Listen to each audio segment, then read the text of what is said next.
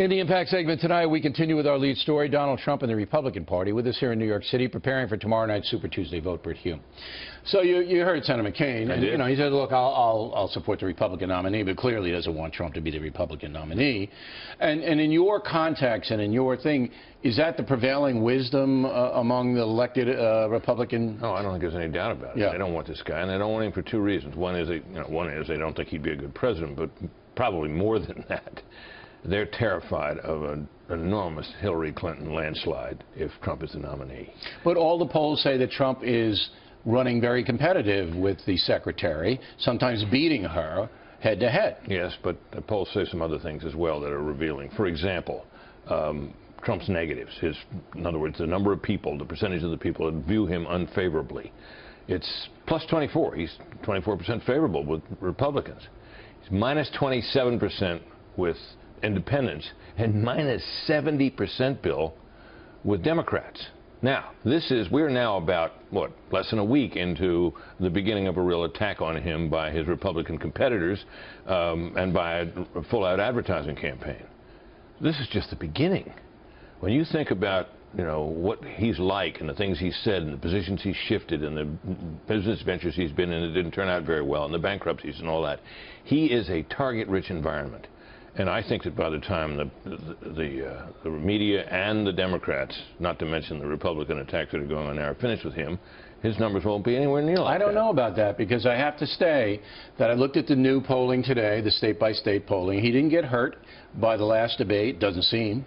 He's ahead in every single state except Texas, and he's behind by 1 point in one of the polls in Texas. So I thought, like you, that maybe he'd take a hit in the last debate because Rubio went at him so hard and Cruz went at him, but he hasn't seemed to. Well, sometimes it takes a while. Sometimes, but here's the unique thing about Donald Trump, and I think everybody should understand this.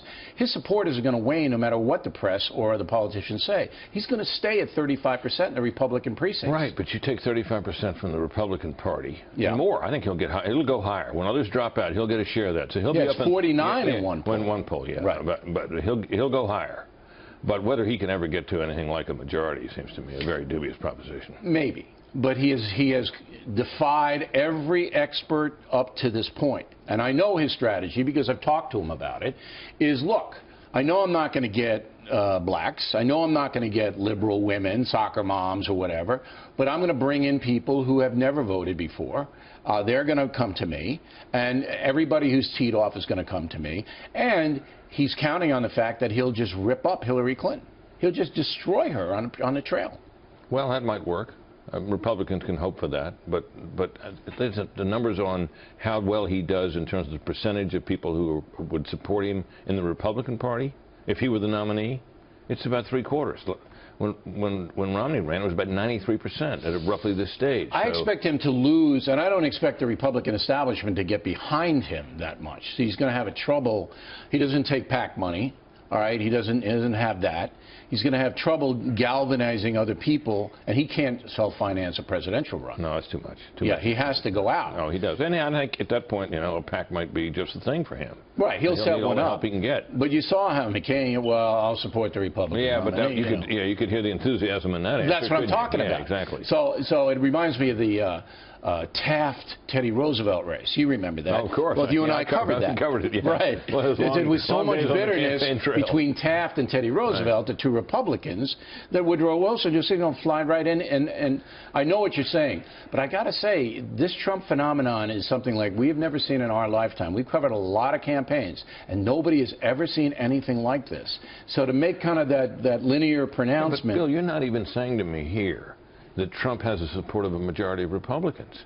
Now, if he hasn't got... He will if he gets a nomination. Well, he will. I think he will. Oh, they hate Hillary Clinton too much. But even so, I mean, if his negatives are that high, he's going to need independents and Democrats in considerable numbers, not just some partial share, but really big numbers. Particularly independents. Right. You can't... remember, Romney won the Republicans overwhelmingly. He won the independents. But he still lost. He lost the election. Right. So it gives you an idea of the hill that any Republican nominee has to climb, although Hillary won't do as well with minorities but against Trump she might, because he gets nothing from those precincts. Brit Hume, everybody, thank you. And a reminder, FNC Super Tuesday coverage begins 6 tomorrow evening.